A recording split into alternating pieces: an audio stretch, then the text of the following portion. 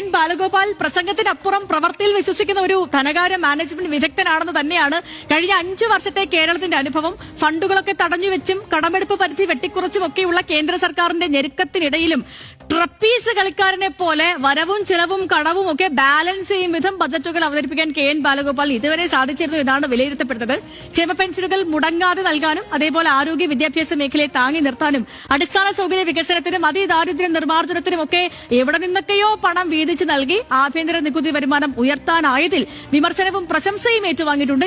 ഈ പ്രതിപക്ഷ നേതാവ് ഇവിടെ പറഞ്ഞു കേട്ടു, നിങ്ങൾ കേട്ടിട്ട് പറയും ഇതൊന്നും നടക്കുന്നില്ലെന്നേ, ഇതൊന്നും കണക്കൊന്നുമില്ല, ചുമ്മാതാ. അങ്ങനൊന്നും അല്ല ഇത്തരം കാര്യങ്ങളെ പറ്റി. ഇതിൽ വൈറ്റ് പേപ്പർ ഇറക്കാൻ വെല്ലുവിളിക്കാം. വൈറ്റ് പേപ്പർ ഇറക്കാൻ വെല്ലുവിളിക്കേണ്ട കാര്യമൊന്നുമില്ല. വൈറ്റ് പേപ്പറിനേക്കാളും കട്ടിയുള്ള പേപ്പറാണ് ബഡ്ജറ്റ്. അത് അവതരിപ്പിച്ചിരിക്കുക. സഭയിൽ സമയമുണ്ട്, അടുത്ത 4 ദിവസമുണ്ട്, അതിനുശേഷം സമയമുണ്ട്. അവിടെ ചർച്ച ചെയ്യട്ടെ. ഈ പറഞ്ഞതിനകത്തെല്ലാം കണക്കും കാര്യം ഇല്ലെങ്കിൽ ഇന്നലെ സഭയല്ലേ നല്ല വേദി. ഞാൻ ആൻസറബിളാണ്, മുഖ്യമന്ത്രി ആൻസറബിളാണ്, ഗവൺമെന്റ് ആൻസറബിളാണ്, സർവോപരി ഞങ്ങളുടെ ഡിപ്പാർട്ട്മെന്റ് ഉദ്യോഗസ്ഥന്മാരും ആൻസറബിളാണല്ലോ. സഭയിലരുന്നല്ലേ ഉള്ളൂ. വൈറ്റ് പേപ്പർ എന്തിനാ ഞങ്ങൾ ഇറക്കുന്നേ? ഞങ്ങൾ സോളിഡ് ആയിട്ടൊരു പേപ്പർ ഇറക്കിയിട്ടുണ്ട്. ആ പേപ്പറിനെ സഹായിക്കാൻ വേണ്ടി ആവശ്യമായ കണക്കുകളും കാര്യങ്ങളും കൂടുണ്ട്. കേന്ദ്ര ഗവൺമെന്റ് സമീപനവും നമ്മളിത് സംബന്ധിച്ച് പറഞ്ഞിട്ടുണ്ട്. എന്തിനാ ഞങ്ങൾ വൈറ്റ് പേപ്പർ ഇറക്കുന്നത്?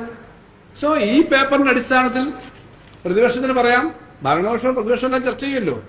അപ്പൊ ഇത് അവിടെ പറയാവുന്നതേ ഉള്ളൂ. എന്നിട്ട് പറഞ്ഞ് ശമ്പളം ഇത് കഴിഞ്ഞിട്ട് ശമ്പളം ഒന്നും കൊടുക്കാനൊന്നുമല്ല.